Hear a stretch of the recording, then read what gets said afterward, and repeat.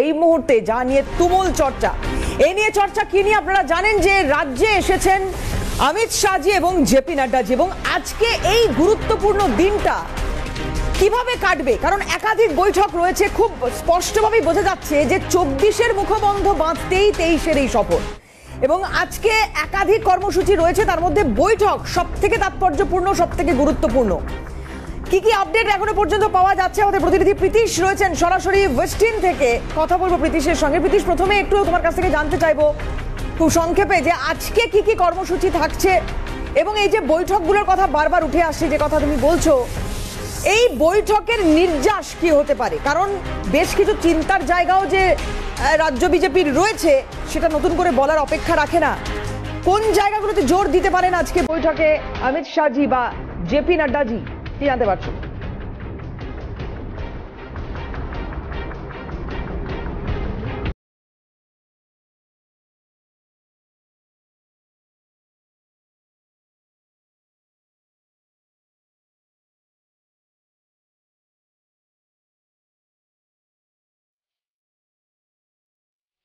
দেখো, আজকে রাজ্য সফর রয়েছে অমিত শাহ এবং তার সঙ্গে সঙ্গে জেপি নাড্ডার, এবং সব থেকে যেটা গুরুত্বপূর্ণ সেটা হচ্ছে তিনটি গুরুত্বপূর্ণ বৈঠক রয়েছে। তিনটি গুরুত্বপূর্ণ বৈঠকের মধ্যে একটি 12টা থেকে 3টে পর্যন্ত হবে ওয়েস্টিন হোটেলে, এবং তারপর আইটি সেলের সঙ্গে, অর্থাৎ রাজ্য বিজেপির যারা আইটির যারা কর্মীরা রয়েছেন, যারা আইটি সেলের কার্যকর্তারা রয়েছেন, তাদের সঙ্গে একটি বৈঠক করবেন জাতীয় গ্রন্থাগারে, সেটা কিন্তু বিকেলবেলা। এবং তারপরে রাতের দিকে একটি কোর কমিটির বৈঠক রয়েছে, সেটাও কিন্তু ওয়েস্টিন হোটেলে, এবং জনপ্রতিনিধিরা যারা রয়েছেন তাদের সঙ্গে বৈঠক করবেন। এই তিনটি বৈঠক কিন্তু অত্যন্ত গুরুত্বপূর্ণ আজকে সারা দিনের মধ্যে। এবং রাজ্য সফরের মধ্যে যা যা কর্মসূচি এখনো পর্যন্ত রয়েছে, সেটা হচ্ছে কেন্দ্রীয় বিজেপির তরফ থেকে যে কর্মসূচি, অর্থাৎ বালক দিবস, সেই বিষয়টাকে নিয়ে কিন্তু গুরুদ্বারাতে যাবেন কেন্দ্রীয় স্বরাষ্ট্রমন্ত্রী অমিত শাহ এবং জেপি নাড্ডা, তারা দুজনেই, এবং তার সঙ্গে সঙ্গে কালীঘাট মন্দিরে পুজো দেবেন। এই সারাদিনের আজকের কর্মসূচি। এবং যদি তুমি বৈঠকের নির্যাস বলো, তাতে করে কিন্তু অতীত দিনে দেখতে পাওয়া যায়নি যে একজন কেন্দ্রীয় সভাপতি এবং তার সঙ্গে সঙ্গে স্বরাষ্ট্রমন্ত্রী, তারা দুজনেই একসঙ্গে রাজ্য সফরে এসেছেন এবং একসঙ্গে তারা দুজনে বৈঠক নেবেন। এবং রাজ্য বিজেপির নেতাদের সঙ্গে বৈঠক করার গুরুত্বপূর্ণ কারণ হচ্ছে সেটা হচ্ছে 2024 লোকসভা নির্বাচন। এবং 2024 লোকসভা নির্বাচনে অমিত শাহর তরফ থেকে যে টার্গেট দিয়ে দেওয়া হয়েছে, সেই টার্গেট কিন্তু খুব একটা কম নয়, অনেকটাই বেশি। এবং 2019 লোকসভা নির্বাচনের সময় অমিত শাহর তরফ থেকে যে টার্গেট, তৎকালীন সময় তিনি কিন্তু কেন্দ্রীয় সভাপতি ছিলেন 2019-এর লোকসভা নির্বাচনের সময়, এবং সেই সময় কিন্তু টার্গেট দেওয়া হয়েছিল 20 থেকে 22টি আসন, এবং সেই জায়গা থেকে দাঁড়িয়ে 18 জন সাংসদকে এ রাজ্য থেকে নির্বাচিত করে সংসদে পাঠাতে পেরেছিল রাজ্য বিজেপি নেতারা। এবং এবারের টার্গেট কিন্তু 35 আসনের, এবং এই লক্ষ্যমাত্রা পূরণের জন্য যে রাজ্য বিজেপি নেতাদের এবং কেন্দ্রীয় নেতাদের যে যথেষ্ট পরিমাণ পরিশ্রম করতে হবে, সেটা নিয়ে কিন্তু কোনো সন্দেহ নেই। এবং যখন তৃণমূল কংগ্রেসের তরফ থেকে বারবার করে অভিযোগ করা হচ্ছে কেন্দ্রীয় প্রকল্প নিয়ে বঞ্চনা করছে কেন্দ্রীয় সরকার, এবং কেন্দ্রীয় প্রকল্পের টাকা পাঠানো হচ্ছে না, রাজ্য সরকার সেই টাকা কোনোভাবেই পাচ্ছে না, এবং রাজ্যের মানুষকে ধোঁকা দিচ্ছে কেন্দ্রীয় সরকার, এই বিষয়গুলোকে নিয়ে কিন্তু সামগ্রিকভাবে আজকের এই বৈঠকে কেন্দ্রীয় স্বরাষ্ট্রমন্ত্রী এবং জেপি নাড্ডার তরফ থেকে কিন্তু স্পেসিফিক বার্তা দেওয়া হতে পারে। এবং তার সঙ্গে সঙ্গে মনে করা হচ্ছে দেবারতী যে নাগরিকত্ব সংশোধনী আইন যেটা রয়েছে, সেই বিষয় নিয়েও কিন্তু অমিত শাহর তরফ থেকে স্পেসিফিক কিছু বার্তা হয়তো থাকতে পারে। কেননা মতুয়াদের তরফ থেকে বারংবার যেটা প্রশ্ন তোলা হচ্ছে যে লোকসভা নির্বাচনের আগে কোনোরকমভাবে এনআরসি নিয়ে কি সরাসরি বার্তা কেন্দ্রীয় সরকারের তরফ থেকে দেওয়া হবে, সেই বিষয়গুলোকে কিন্তু জনপ্রতিনিধিদের কাছে কেন্দ্রীয় স্বরাষ্ট্রমন্ত্রী অমিত শাহ এবং জেপি নাড্ডার তরফ থেকে দেওয়া হবে, এমনটাও কিন্তু মনে করা হচ্ছে। অর্থাৎ বলা যেতে পারে আজকে সারাদিনের যে তিনটি গুরুত্বপূর্ণ বৈঠক রয়েছে, সেই তিনটি গুরুত্বপূর্ণ বৈঠক কিন্তু অত্যন্ত তাৎপর্যপূর্ণ 2024 লোকসভা নির্বাচনের আগে। দেবারতী, আপাতত ধন্যবাদ প্রীতিশ। কথা বলছিলাম, প্রীতিশ ছিলেন আমাদের সঙ্গে সরাসরি ওয়েস্টিনের সামনে থেকে। আমাদের সঙ্গে আজকে যে বিশিষ্টরা রয়েছেন এবং তাদের সঙ্গে একটু আলাপ করাবো আপনাদের। আমাদের সঙ্গে রয়েছেন রাজনৈতিক পর্যবেক্ষক সুদীপ্ত সরকার, এবং রয়েছেন বিজেপি মুখপাত্র শতরূপাদি। আমি দুজনকে স্বাগত জানাবো আমাদের অনুষ্ঠানে। আমি শতরূপাদির কাছে আসবো, কিন্তু তার আগে ব্রাত্য বসুর একটা প্রতিক্রিয়া শুনি আমি শতরূপাদির কাছে আসতে চাইব। অমিত শাহ আসছেন, অমিত শাহ এসেছেন, ঠিক তার আগে রাজ্যের শিক্ষামন্ত্রীর এই বক্তব্যটা কি ইঙ্গিত করতে চাইছেন, কি বলতে চাইছেন ব্রাত্য বসু, একটু বাংলার মানুষকেও শোনাতে চাইব। আর শতরূপাদির কাছে যাওয়ার আগে ব্রাত্য বসুর এই প্রতিক্রিয়াটা ভীষণ গুরুত্বপূর্ণ। কি বলেছেন রাজ্যের শিক্ষামন্ত্রী, শুনো। যদি ডবল ক্যামেরা থাকে, একটা ক্যামেরা রেখে দেবেন যে গুরুদ্বারা বা টেম্পেলে যাচ্ছেন তার ধারে কাছে যদি কোনো বাঙালি কোনো যদি মনীষীর মূর্তি থাকে, অমিত শাহ আসার জন্য তারা সেটা ভেঙে না দেয়। এটা বিজেপির যে কার্যকর্তা এবং কর্মকর্তারা বাঙালি মূর্তি দেখলেই মনীষী মূর্তি দেখলে যে ভাঙতে চায়, এবং ওখানকার নেতা এলে যে তারা টনিক পান, তারা যে অক্সিজেন পান, বিদ্যাসাগরের মূর্তি তার প্রমাণ। ফলে এক্সট্রা একটা ক্যামেরা কিন্তু প্লিজ রেখে দেবেন, যে যে মন্দির বা গুরুদ্বারায় যাচ্ছেন ধারে কাছে কোনো বাঙালি মূর্তি, মনীষীর মূর্তি থাকে, সেগুলো যেন অক্ষত থাকে। আপনারাও তো এখানেই বাংলায় আপনারা গণমাধ্যমে কিছু কাজ করেন, আপনারও একটা বাড়তি দায়িত্ব আছে। অমিত শাহজি এখানে আসার আগে যে মুখবন্ধটা তৃণমূল কংগ্রেস বাঁধতে চাইছে তা সত্যি নিন্দা করার ভাষা নেই। রাজ্যে যখন ব্রাত্য শিক্ষা, সেখানে দাঁড়িয়ে শিক্ষামন্ত্রী বাংলার মনীষীদের মান রক্ষার কথা বলছেন। হাসি পায়। আমি শতরূপাদির কাছে আসবো। শতরূপাদি, অমিত শাহজি আসছেন, দেশের স্বরাষ্ট্রমন্ত্রী তিনি আসছেন, এই রাজ্যে তাকে ওয়েলকাম করার কথা, সেটা সবার দলমত নির্বিশেষে সবারই ওয়েলকাম করার কথা, কারণ তিনি আগে একজন মন্ত্রী দেশের। এই রকম একটা জায়গায় দাঁড়িয়ে রাজ্যের শিক্ষামন্ত্রীর যা ভাষা বা যেভাবে আক্রমণ করছেন, এটাকে কিভাবে ব্যাখ্যা করা যায়? শতরূপাদি, কিভাবে দেখছেন বিষয়টিকে? তোমার কথাটা একদম সত্যি। যেহেতু এখন ক্রিসমাস সিজন চলছে এবং জিসাস বলেছিলেন they know not what they do, আমি এখন ক্রিসমাস এটাই আমি বলবো যে ব্রাত্যকে ক্ষমা করে দেওয়াই উচিত, কারণ যার নামই ব্রাত্য সে তো ননসেন্স বলবে এবং ব্রাত্য বক্তব্যই রাখবে। এবং ওদের যে ন্যারেটিভটা ওরা খাড়া করছে না, বারবার এটা ওরা করে, এটা প্রথমবার নয়, যে বিজেপি হচ্ছে বাঙালি বিদ্বেষ। তুমি হয়তো জানো না, মানে এটা না জানারই কথা। অনেকদিন আগে GD Billah সভাগার, I am sorry, খুব চেঁচামেচি করছে, মানে ওরও ব্রাত্য কথাটা পছন্দ হচ্ছে না। তো যাই হোক, তো ওখানে জিডি বিল্লা সভাগারে কমপ্লিটলি নন পলিটিক্যাল একটা প্রোগ্রামে বন্দে মাতরম নিয়ে আনন্দমঠের কথা উদ্ধৃতি করে অমিত শাহজি একটা পোস্ট করেছিলেন, এবং সেটা নিয়ে অনেক শিক্ষাবিদ খুব সুন্দর কথা লিখেছিলেন যে ওরা এক্সপেক্ট করেনি যে অমিত শাহর মতন একজন অবাঙালি বঙ্কিমচন্দ্রের লেখা আনন্দমঠ পড়ে অ্যানালিসিস করে উনি কথাবার্তা বলবেন। তো সেইটা নিয়ে যখন একজন, আমি নয় আরেকজন পোস্ট লিখেছেন, not even remotely related to BJP, হই করে তৃণমূলপন্থী কিছু লোকজন ধরেই নিল যে উনি তো বাঙালি বিদ্বেষী, বিজেপি বাঙালি বিদ্বেষী। মানে ওরা না একটা, আমি এই কথাটা বলছি তার একটাই কারণ, এই মানে যে মাননীয় স্বরাষ্ট্রমন্ত্রী বা আনন্দমঠ নিয়ে কথা বলছেন, in a completely unrelated program, সেইটা নিয়েও ওরা টেনে টেনে নিয়ে আসবে যে এরা বাঙালি বিদ্বেষী, এরা বাংলাকে পছন্দ করে না। যেটা মূল কথা হচ্ছে, ভারতীয় জনতা পার্টির উত্তরসূরি ডক্টর শ্যামাপ্রসাদ মুখার্জি বাংলার সন্তান, এবং প্রত্যেকে তোমরা যারা ব্যক্তিগতভাবে ইন্টারভিউ নিয়েছো, অমিত শাহজির, এর আগে রাজনাথজির, আমাদের যে কজন প্রেসিডেন্ট ছিলেন, যে কজন মন্ত্রী নেতা বিজেপি নেতারা আসে, তারা তীর্থস্থানের মতন শ্যামাপ্রসাদ মুখার্জির বাড়িতে যায়। প্রত্যেকে, ছোট মন্ত্রী, বড় মন্ত্রী, however it may be, may not be somebody famous, Narendra Modi, প্রত্যেকে বলে বাংলা ভূমি, পশ্চিমবঙ্গের ভূমি হচ্ছে এদের জন্ম, এদের তীর্থস্থান, সেজন্য বাংলাটা ওদের কাছে ভীষণই একটা সিক্রেট জায়গা। এইখানে শতপতি, আমি একটু বিরক্ত করে এবার একটু সুদীপ্তদার কাছে যাব, আমি আসবো দিদি আবারও আপনার কাছে। আমি সুদীপ্তদার কাছে একটু যাই। সুদীপ্তদা, যেটা মানে বলা হচ্ছে যে 35 এবারের লক্ষ্যমাত্রা বেঁধে দিয়েছেন অমিত শাহজি 2024 লোকসভা নির্বাচনে। বাংলা থেকে 35 জন সাংসদ তারা দিল্লিতে বাংলাকে রিপ্রেজেন্ট করবেন, এরকমটাই আশা অমিত শাহজি করছেন। আপনাদের কি মনে হচ্ছে এই মুহূর্তে তৃণমূল কংগ্রেস যেভাবে দুর্নীতিতে একেবারে বিদ্ধ হয়ে রয়েছে, সেই জায়গা থেকে 35 নাকি আরো বেশি বিজেপির সিট কোথায় পৌঁছাবে, কি মনে হচ্ছে সুদীপ্তদা? শুনুন, এই অমিত শাহজি বলেছিলেন ইসবার 200 পার, তো সেইটা তো 200 পারটা তো 72-এ গিয়ে আটকে গেল। যা হোক, 100 পার করতে পারলেন না। এবার এই সব রাজনৈতিক নেতাদের তো বক্তব্য থাকে এগুলো বলে, কিন্তু তার বাস্তবতা কতটা সেটা তো ভোটের ইলেকশনের রেজাল্ট বলবে। আর রইল আপনার 35টা এমপি ভারতবর্ষ বাংলা থেকে যাবে দিল্লিতে, তো আমাদের তো প্রত্যেকবারই যাচ্ছে, তৃণমূলের এমপিও যাচ্ছে, 42টা এমপি যাচ্ছে বাংলা থেকে 42টা সিট অনুযায়ী দিল্লিতে। কিন্তু আমার কথা হচ্ছে বিজেপির যারা 18 জন এমপি তারা নিজেদের কনস্টিটিউয়েন্সিতে আর বাংলার জন্য কি করলো সেইটা যদি একটু ভালো করে ব্যাখ্যা করে তাহলে মানুষ জানতে সুবিধা হয়। কারণ পলিটিক্যাল ট্যুর করতে দিল্লি থেকে বারবার বাংলায় আসছেন এনারা কষ্ট করে, কিন্তু যদি আলটিমেটলি ব্যাখ্যা না দিতে পারে বাংলার উপকারে, যদি 18 জন এমপি 5 বছরে কোনো কাজ না করে রাখতে পারে, তাহলে আগামী ভবিষ্যতেও কি করবে সেটা একটা প্রশ্ন চিহ্ন থেকে যায়।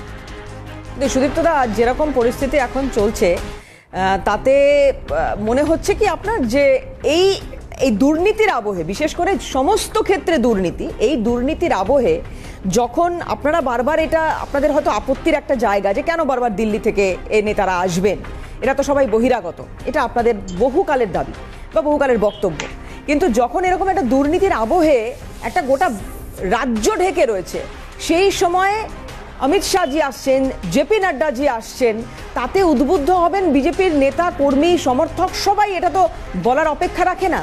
কাজেই যতই INDI এ জোট হোক, প্রথমত সেটার ভবিষ্যৎ বা ভাগ্য এখানে কি হবে এখনো কেউ জানে না। 31শে ডিসেম্বর আসন্ন, সিট শেয়ারিং নিয়ে কেউ কিছু জানেন না। সেই জায়গায় দাঁড়িয়ে বিজেপি তো আরো শক্তিশালী হবে, আরো সংঘবদ্ধ হবে, এটা কি মনে হচ্ছে না? এবং সেটা কি তৃণমূল কংগ্রেসের কাছে অন্তত চ্যালেঞ্জ নয়? দেখুন, আপনাকে আমি একটা কথা বলি, বিজেপি যাই করুক, আপনারা যে বিজেপি যে স্টেটেই বা যে রাজ্যে যখন ভোট আসে ওরা দুর্নীতিটাকে ইস্যু করে, কারণ আন্দোলনের মাধ্যমে বা উন্নয়নের মাধ্যমে এরা ভোট চাইতে ব্যর্থ।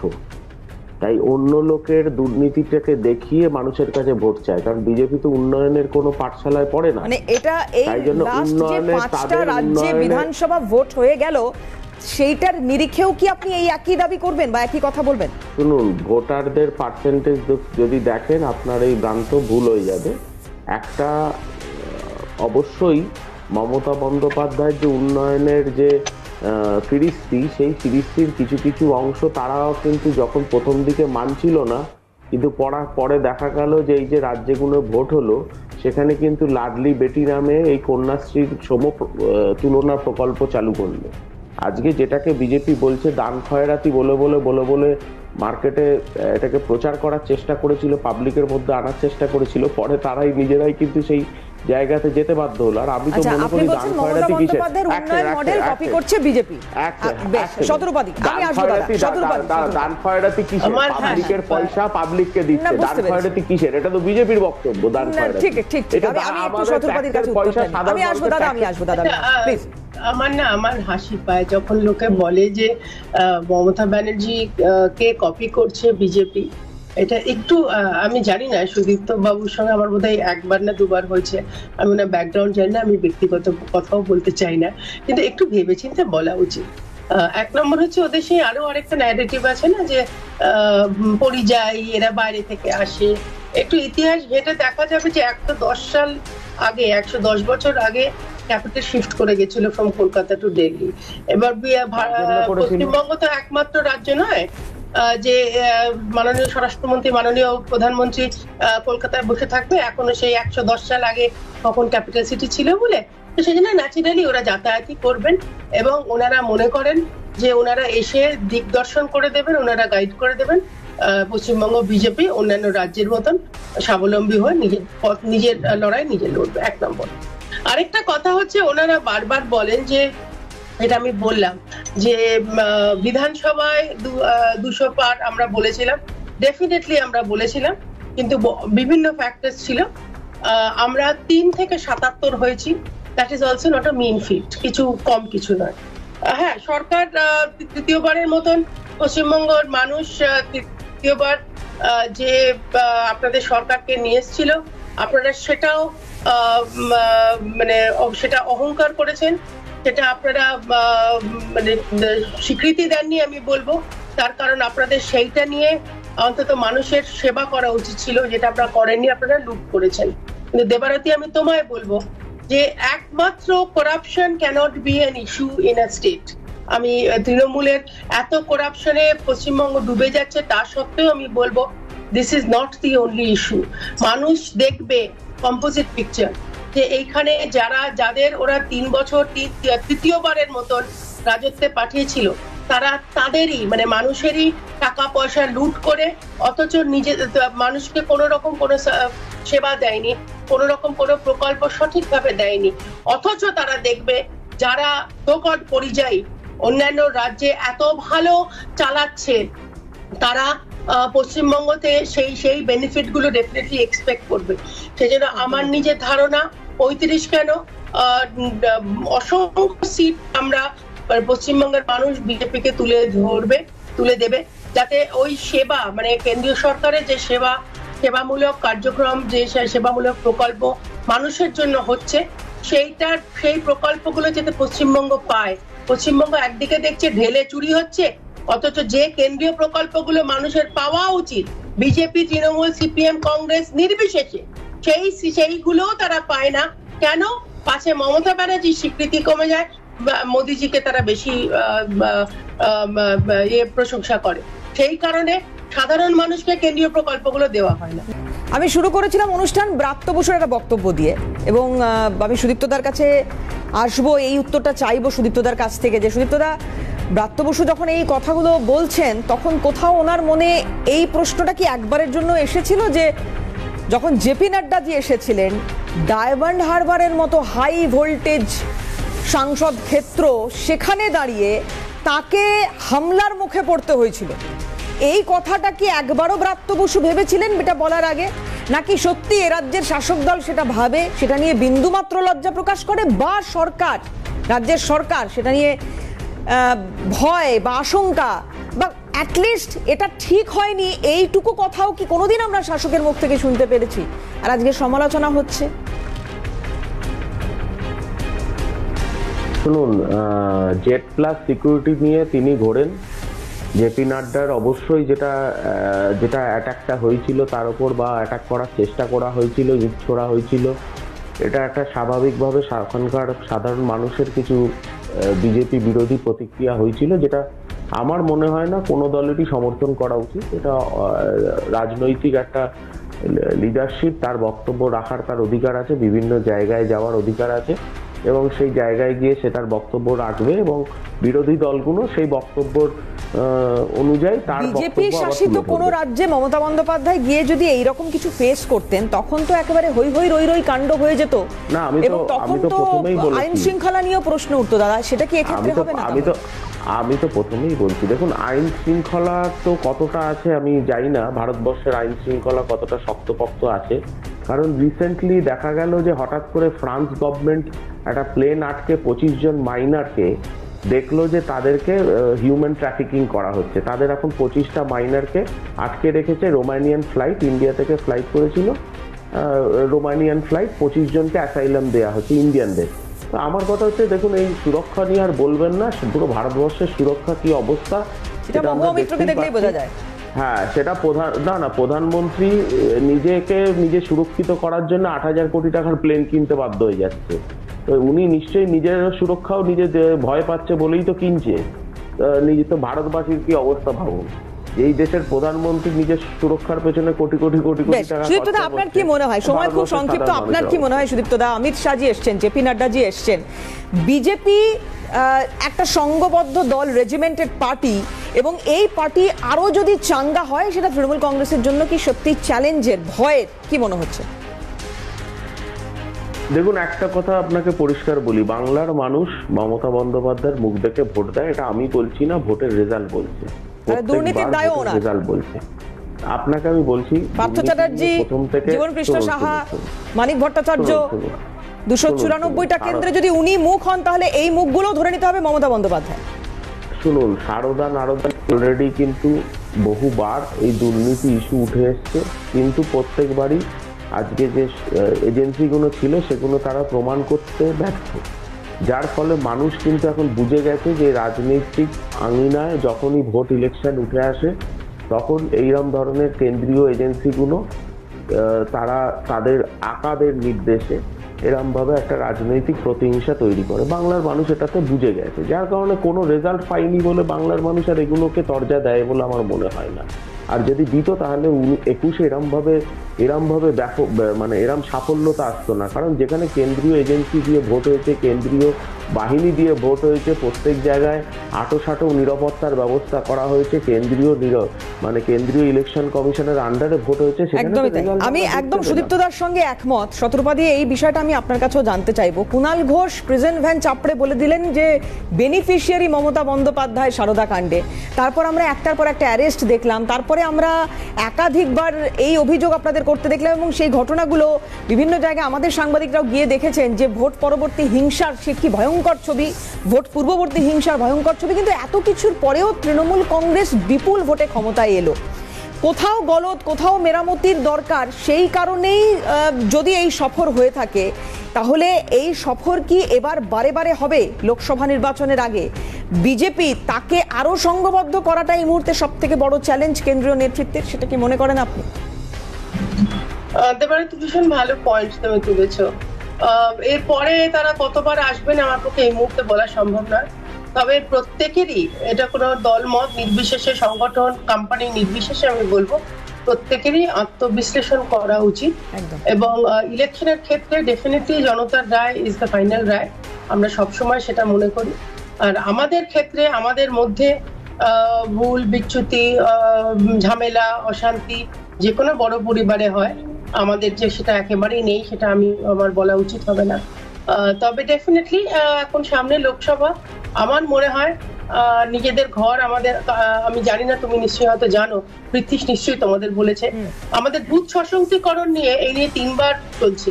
তো বুথ সশক্তিকরণ যেরকম চলছে, সেরকম নিজেদের মধ্যে যে অন্তঃকলহ মাঝে মাঝে তোমরা দেখতে পাও, সেগুলোর ব্যবস্থা উচ্চ নেতৃত্ব করছে, আই এম শিওর। একদমই তফাৎটা এটাই যে আপনি অন্তত বলছেন শতরূপাদি, তৃণমূল কংগ্রেস ধামাচাপা দেওয়ার চেষ্টা করে, আর তারপরে দেখা যায় এক গোষ্ঠীর হাতে আরেক গোষ্ঠী খুন। আজকে সময় শেষ।